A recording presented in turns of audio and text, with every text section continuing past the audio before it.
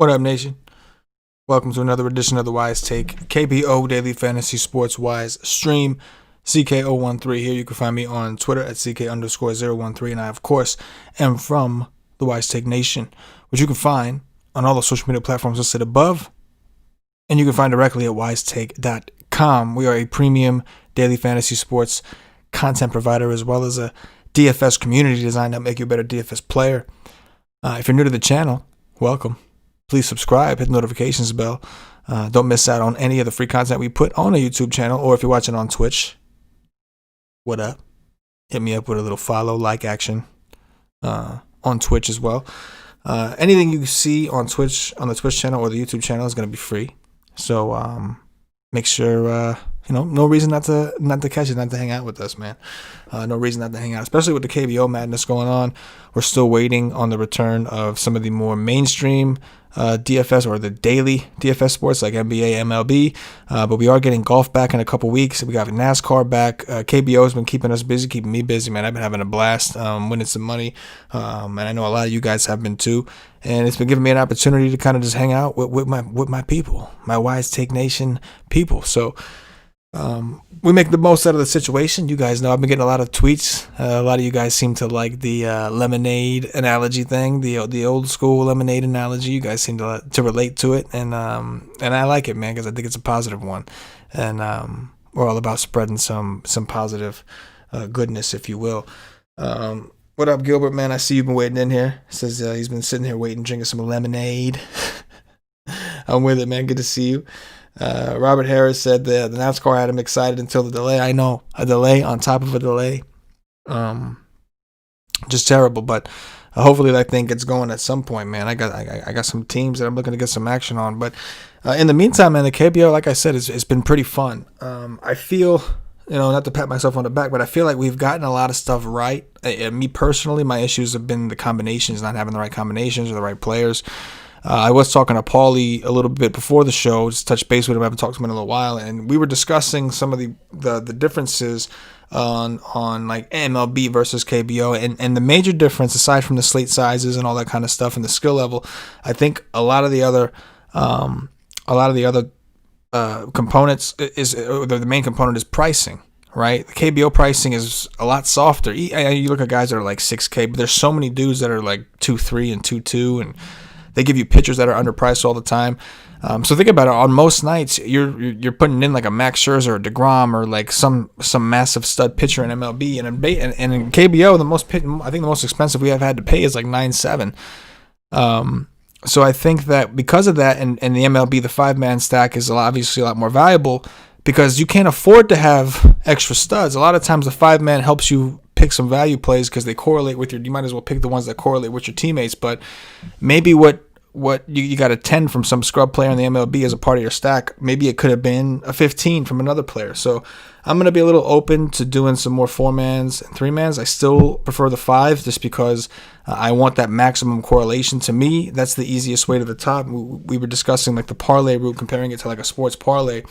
The more teams you add to that parlay, the harder it's going to be to get that right. The odds go against you, right?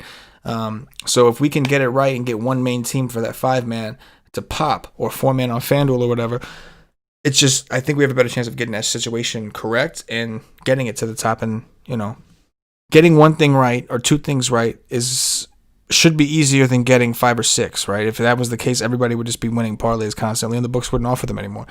But in general, still going to be doing the main thing with the 5-mans, but I will try to incorporate some 4-mans and whatnot, or at the very least include the pitchers in some of the stacks so that I can't do a 5-man hitter stack and get some more diversity up in the teams. But we've been on the right teams, man. Yesterday, I think the 2 teams I wrote up were the Dinos and Kiwoom. That said, that game, I liked it a lot as a game stack, and there were other games that did better than other teams did better than the Heroes, but the Dinos did their part.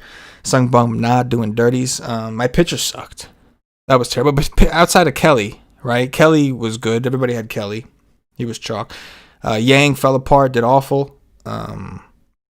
Southpole Warwick, he ended up outscoring Yang, but he did awful. I saw in the winning lineup, people went with the Samsung guy in certain situations. I think I saw another pitcher pop up there, the Doosan pitcher maybe, who didn't even get the win. But it was mostly the Samsung kid. And we talked about taking chances. Even then, I said if we're going to take a chance, it's going to be on the SK dude or this dude. And SK guy should have got the win, so I don't know what he put up, but we did talk about having them. I just didn't have them enough with Kelly with the right stacks. So, again, we're on, I think, like around it. We've been getting a lot of things right, just a matter of kind of putting everything together. And I think this is a really good slate to do it, man. I like this slate. I think it'll be a little bit more spread out. Maybe not with the offenses. The offenses might be pretty chalky again, but the pitching, I think maybe there's gonna be chalk, but I think it'll be a little more spread out because we actually have some decent pitchers to pick from instead of like just one or two that separate. So we're gonna go ahead and get up in here. Start. Those of you who haven't already hit that like button, please do. The likes really help us out, allow us to continue to do the free content. Just a reminder, all the content at WiseTake.com is currently free for the moment. We're not charging for anything. So the article that I write, I do a breakdown article, which will be up after the show. The projections and the cheat sheet, which will be up after the show, are all free to check out at WiseTake.com, as well as all the other sports we're doing. NASCAR, esports is coming back soon. I'll be doing some esports cover. I mean, it's back technically. The League of Legends, I should say, be specific nowadays. Esports used to just be League of Legends, but League of Legends specifically. But I'm waiting for some bigger slates, bigger tournaments. I don't like the 2-game stuff. So once we get some decent sized slates, I'm going to try to do some streams for that and projections and all that, cheat sheets and all that as well.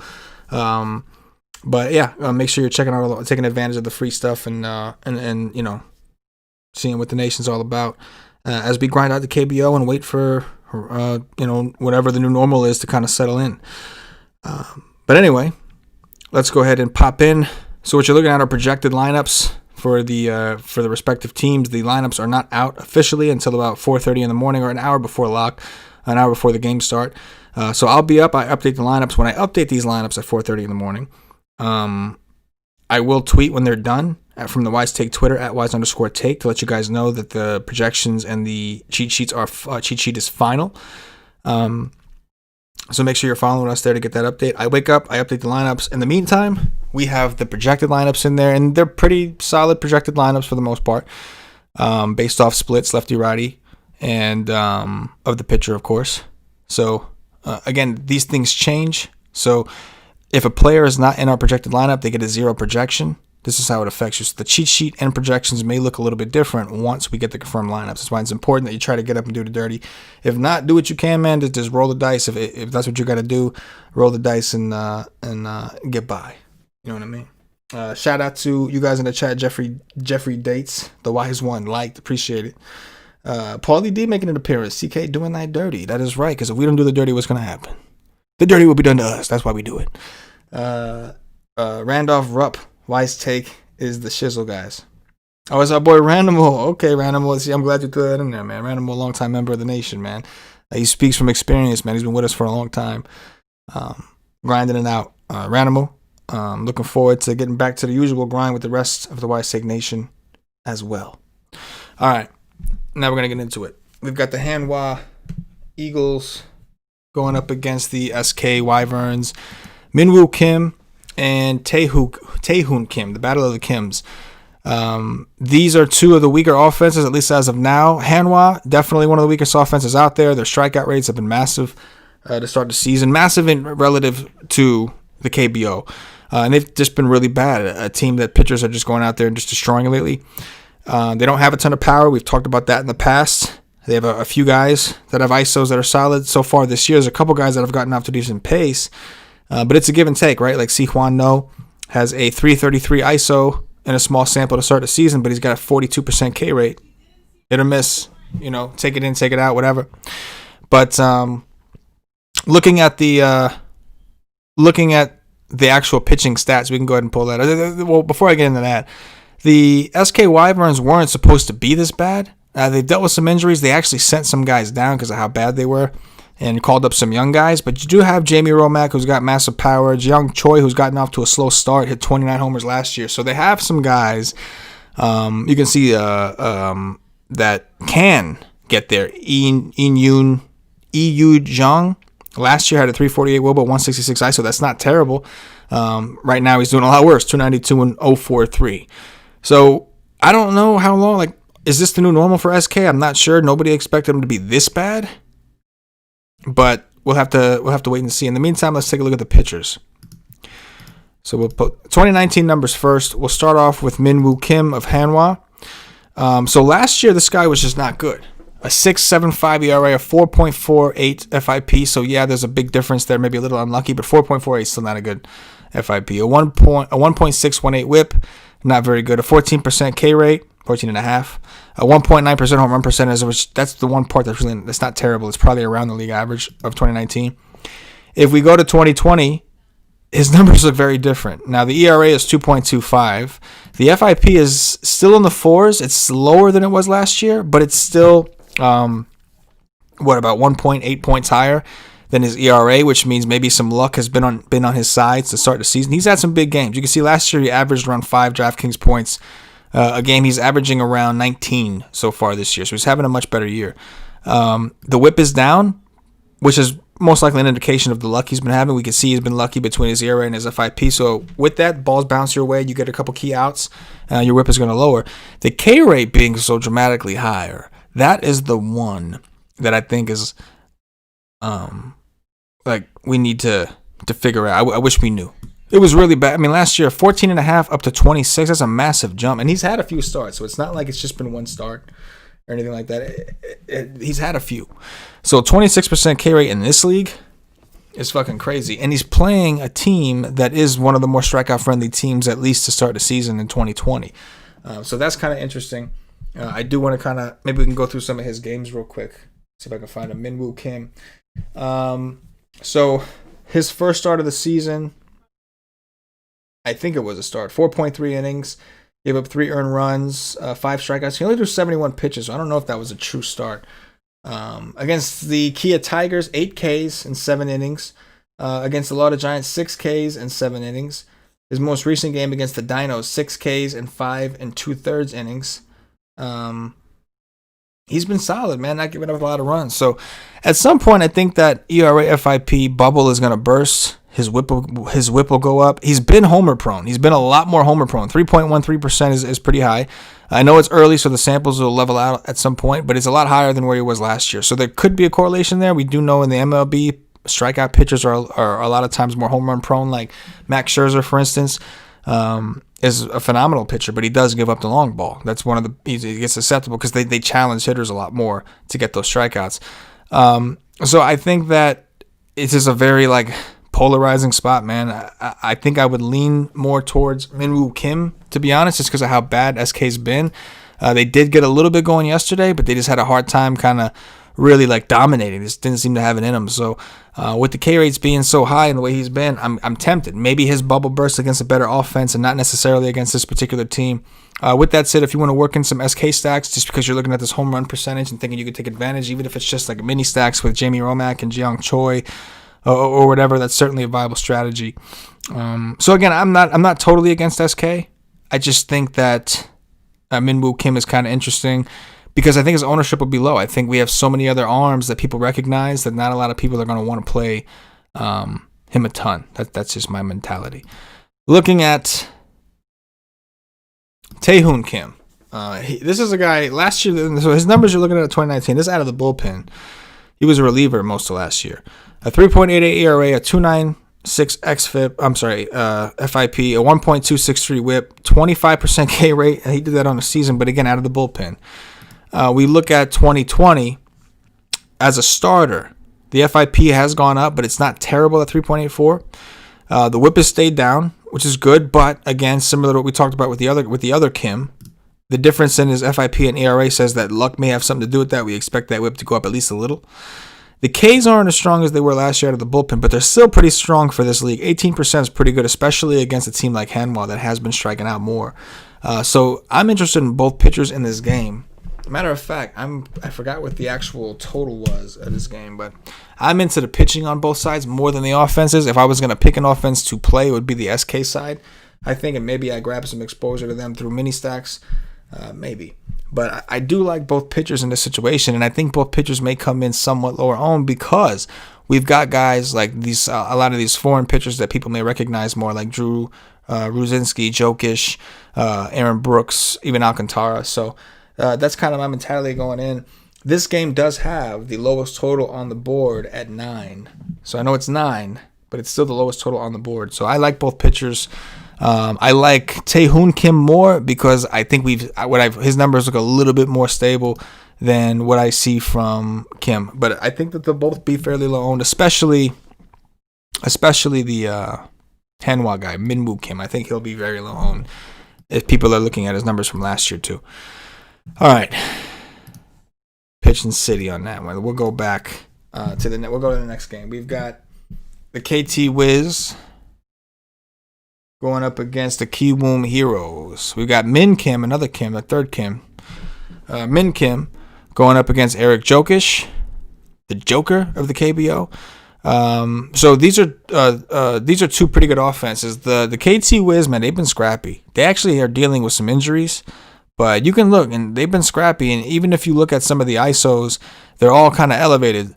Starting with Min Hyuk Kim in the 2-hole there. A 164 ISO so far in 2020. A 0.26 last year. Young Ho Jo up to 100 from 64. What else we got here? Kyung-Soo Park up to 155 from 128. Jae-Sung Bae's up to 164 from 054. Sungwoo Jang is up to 164 to 077. So the question is, were those numbers from last year just a bunch of young guys struggling, and they're starting to come into their own, or are these guys just playing above their head? I know that the Wiz are dealing with a couple injuries, especially to Kang. They're missing this guy Kang, who's just a freak. Was off to a really good start to the season. They're missing him for a few more games, and but they've been really scrappy in the meantime, and I've been taking pitchers against them at decent ownerships, and it just hasn't worked out. We saw with Yang yesterday, it didn't work out. So I think that's going to pull people off of Jokic a little bit. And the reason I bring that up is because if we look at Jokic's numbers, and keep in mind he's only $300 cheaper than Drew Ruzinski, who's got a much softer matchup against Samsung. Jokic had really awesome numbers last year. 3.02 FIP, 1.131 whip, 18.9% K rate, 1.21% home run percentage. In 2020, you can argue he's been better. A 2.06 FIP, 0.870 whip, a 20.93% K rate, and hasn't given up a home run yet. He's been awesome. KT Wiz have not been striking out a ton. We saw Yang was unable to get very much. I think he had 2 strikeouts, and then they kind of got to him, which is why I don't like taking pitchers that don't get strikeouts. But he was supposed to be more of a strikeout pitcher. So it's not that Jokic is some dominant strikeout specialist, but in this league, 20% is respectable, very, very respectable. So the reason I bring that up is because the matchup is tougher, but the guy looks legit. His numbers look good. And I think his ownership is going to be a little bit lower than Drew Ruzinski because Ruzinski is playing Samsung. There's no doubt Ruzinski's matchup is the softer of the two. But you could argue that Jokic has looked a little bit sharper so far to start the season. And if his ownership is going to be lower, I just think that there's some room for conversation there. So we have Drew as the better play on a projection point per dollar basis, barely by 0.7 of a point or whatever. But yeah, it's just interesting food for thought. So I think he's in play regardless. And the KT Wiz at low ownership, they could be sneaky possibly. As far as their opponents, this guy, Min Kim, was fucking not very good last year. So a 4.65 FIP, a 1.593 whip, only a 13.5 K rate. Home run percentage was above the league average. So far this year, he's been pretty terrible once again. 5.8 FIP, 1.723 whip, 12.68% K rate, 2.82% home run rate. So by default, that should really put Kiwoom in as one of the better offenses on the slate. Doosan and DCC are very popular as well. But yeah, man, a Kiwoom offense looks pretty good in this particular situation to me. Looks like the projections didn't favor them as much as I thought they would. It's not bad. You'll get some, but they weren't rated with the top guys. So maybe I'll go back and see why that is. But his numbers are pretty bad, right? He's giving up home runs. He doesn't really strike people out. This looks like a really good situation for the Kiwoom offense. Ha Seong Kim, man, the guy's a beast. I talk about him every show. 19 homers last year and 33 stolen bases, man. It's a hell of a combination. Doesn't really strike out much. Byung Ho Park has a lot of positive regression to make up for. It's starting to creep up in the right direction, though. His ISO's elevating. His WOBA's starting to come back up. His home run percentage is coming back up. This is a guy that hit 33 homers last year. with a 6.2% home run percentage, and he's striking out a lot more than he struck out last year. So again, I expect him to kind of improve. They got some younger guys who've been up here, increasing their strikeout rates. Tae-Hoon Lee, Taylor Motter, Ga-Yu-Min Kim have been striking out a ton, but this is a pitcher that doesn't strike guys out, so that we might actually see them perform a little bit. So I do like the Kiwoom Heroes offense, and I do like their pitcher Eric Jokic for tournaments. Holla at a player when you see me in the streets. Next up, we're going to go to the LG Twins and the Kia Tigers. Woo Chan Cha and Aaron Brooks. Another pretty good pitching matchup. I would assume this one would have somewhat of a lower total. Yeah, 9.5. This is the second lowest total on the board. So as far as offenses goes, LG, I think there's Hyun-Soo Kim, Roberto Ramos are two good hitters, especially Ramos, like 10.18% home run. Over a 10%, almost an 11% home run percentage is just ridiculous in any league. Ridiculous. With that said, he's still crazy cheap, but he has a tougher matchup in Aaron Brooks, who's been pretty solid this year. LG's offense, I think, is like right smack middle of the road. Ramos is one of the best power hitters in the game.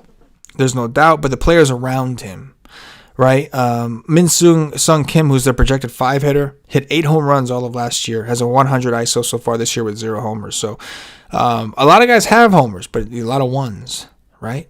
A lot of ones. So I think that they are a good offense. But the reason I call them middle of the road is because we've seen them, strike out, I don't know, let a pitcher get a starter get 7-8 strikeouts on them in a game. We've seen it happen a couple times. We've also seen them put up a ridiculous amount of runs at times. So that's the reason I kind of look at them like a middle of the road type offense, which means that taking pitchers against them is not necessarily ever off the table. Kia, I'm not a fan of their offense most nights, but I don't really like picking on them either. You can see they don't strike out as much as you'd like. They have started to play a lot better, but if you look at their last year numbers, they really had 3 hitters: Preston Tucker, Hyung-Woo Choi, and Ji-Wan Na, who did any kind of good for them. And those same guys are kind of doing the same deal, but they have a couple other guys who are starting to contribute. Dayton Huang, Sung Taek Han have pretty healthy looking ISO. So I'm okay with Kia. They're pretty much low owned most days, except for Preston Tucker. He seems to be pretty popular most nights. They were the cherry on top piece you needed along with those stacks, the Dino stacks, and a little bit of Kia kind of got you there because they had 2 guys that put up monster scores. So between those 2 and Sung Bum Na, you were in good shape in the outfield. But yeah, I'm okay with the Kia offense. I don't think that they're one of the best offenses, but I don't love attacking them either because of the lack of strikeouts, I think, is really what it comes down to. So looking at the pitching stats for Woo Chan Cha, LG's pitcher, last year a 4 FIP, a 1.426 whip, 16.99 K percentage, home run rate was above the league average. He was pretty much mediocre, I would say. This year, a 6 ERA, but 4.8 FIP, nothing too crazy. The whip is up to 1.5. The K percentage is up to 22, but he's playing a team that doesn't strike out a ton. And his home run percentage is massive right now, 4.21. I think that we have to consider Kia again because Cha we knew from last year was home run prone relative to this league scoring. And now we factor in this year, it's been a little higher. He's getting more Ks, but he's playing a team that's not really striking out a ton, we saw. I think around, 15% was the number that we were looking at? Yeah, about 15.94% for this projected lineup. So I think the Kia offense is kind of interesting. We'll have to make some room for them in the projections and make sure we give them some love. I think I'm more inclined to take them, at least as far as stack exposure, than I am to take LG outside of Roberto Ramos. Speaking of LG, we can get into Aaron Brooks, who they will be facing. Brooks, we've only had here in this one season. He's new to the KBO. So far, he's off to a phenomenal start. 2.23 FIP, 1.338 whip, 22.77% K rate, 0.99% home run percentage. He's been awesome, and while the matchup is, like I said, questionable, he's still significantly cheaper than Jokic and Ruzinski. He's our top-rated pitcher, top point per dollar pitcher.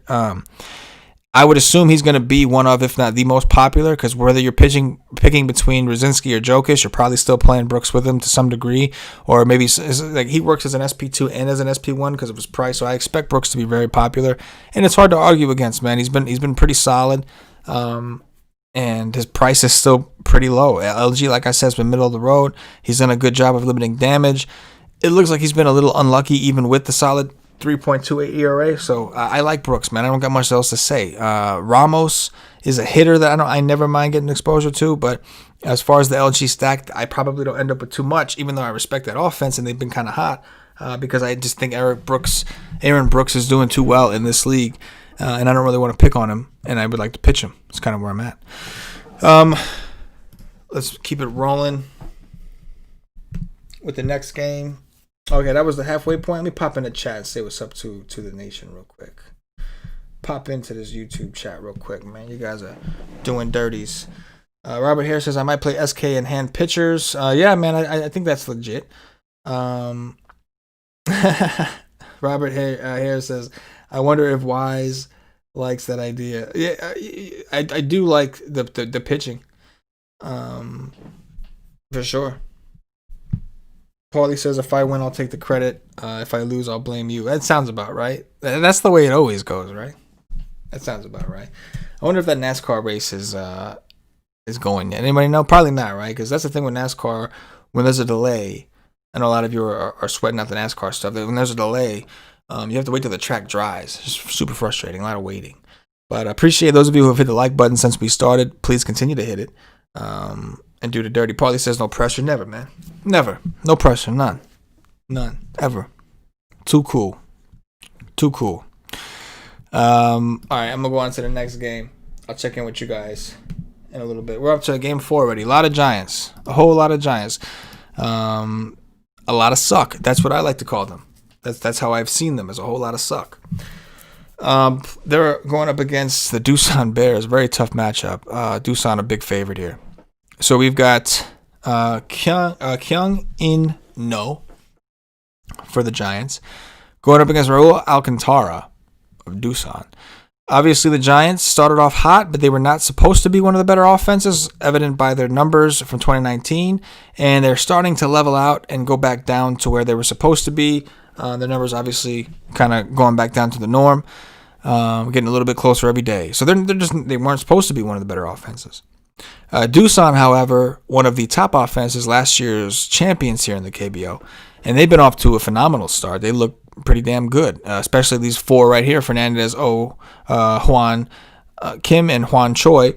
I got a YouTube comment saying like you can't play the guys you would want to play, the best players from Doosan, you can't actually play together on DraftKings because of position eligibility.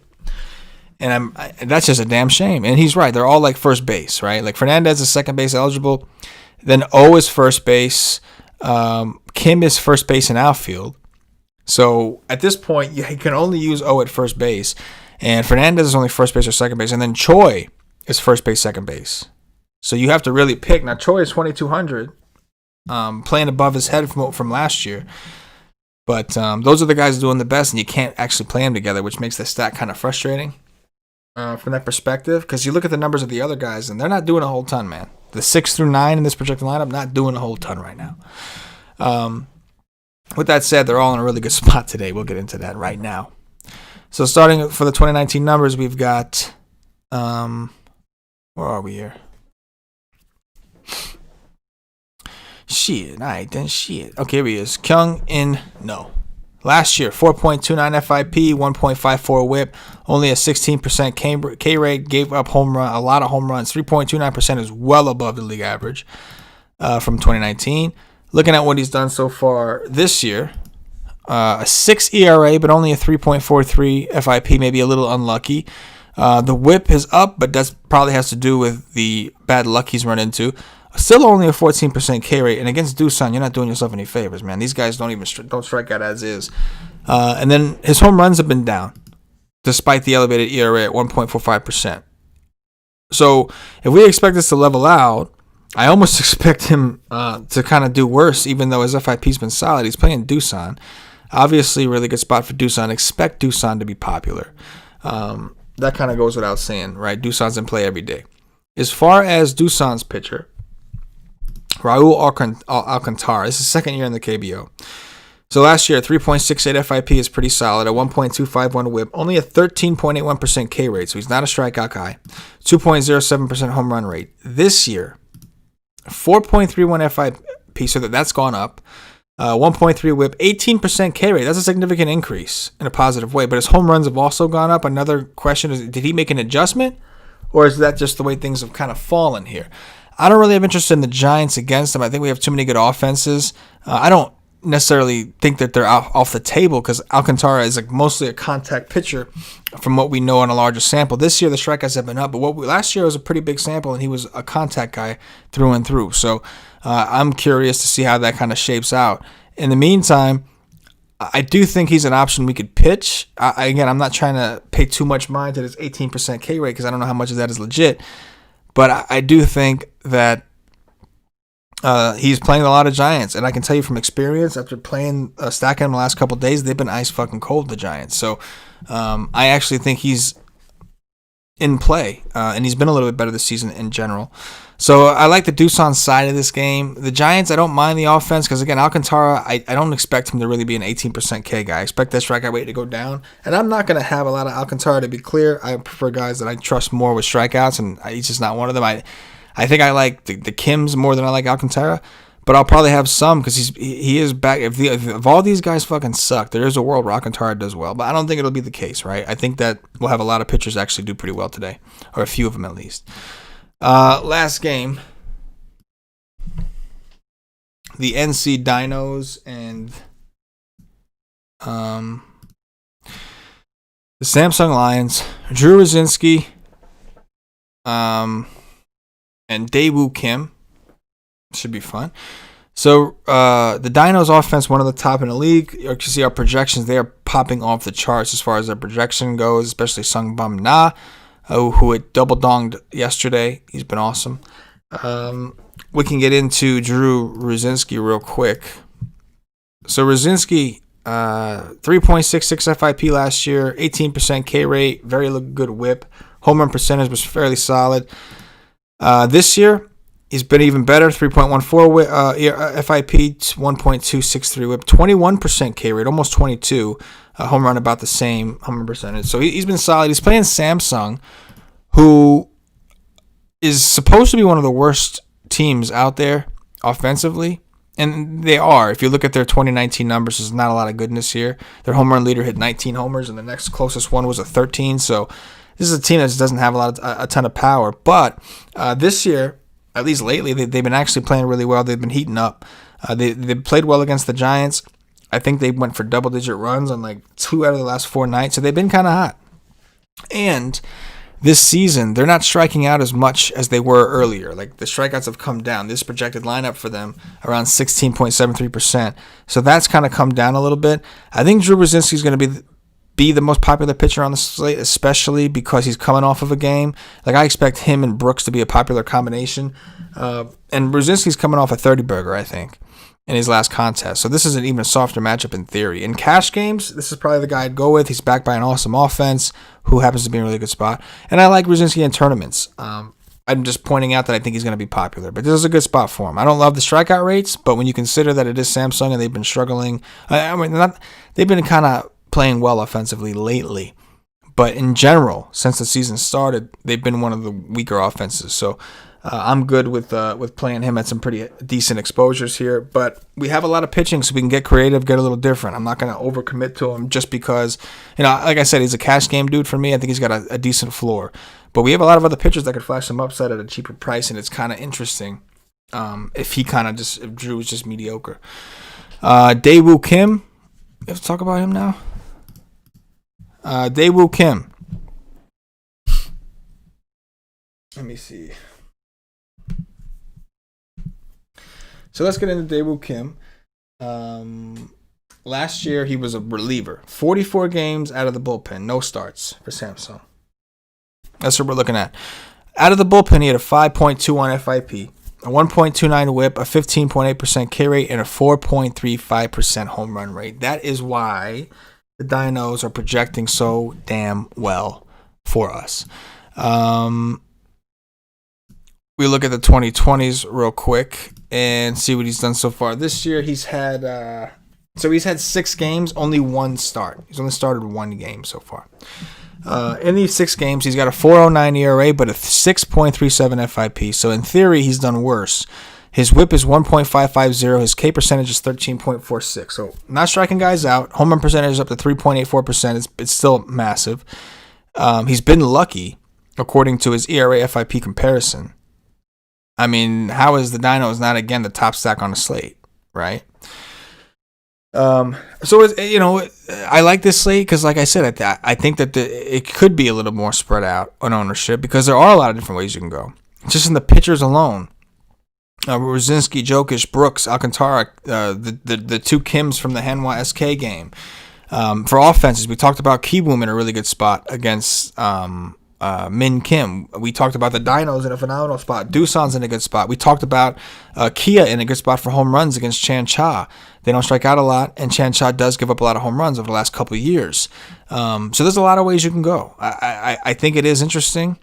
We talked about a world where the SK offense, either like Minwoo Kim, which way does he go? Does he continue to play well, or does SK start to find and heat up? So there's a lot of different ways to go, and I think this is a really fun slate. I'm looking forward to kind of getting things going. The content and everything will be up there doing dirties like we always do. I'm okay. NASCAR's a negative. All right, well, at least chilling.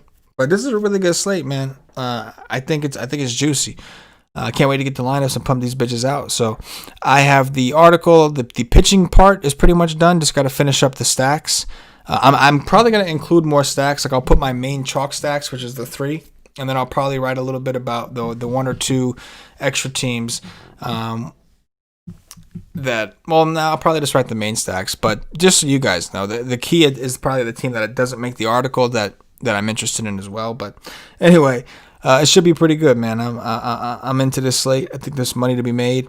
The projections will be out shortly. The cheat sheet will be out shortly as well. And my article will also be out shortly. So, do the dirty before the dirty's done to you. That's what we always say, and that's what we mean. Hit that like button if you haven't already. Appreciate you guys hanging out with me, doing these KBO slates, doing the grind. Until next time, that's pretty much it for myself, the entire WiseTake Nation. As always, shit. Good luck.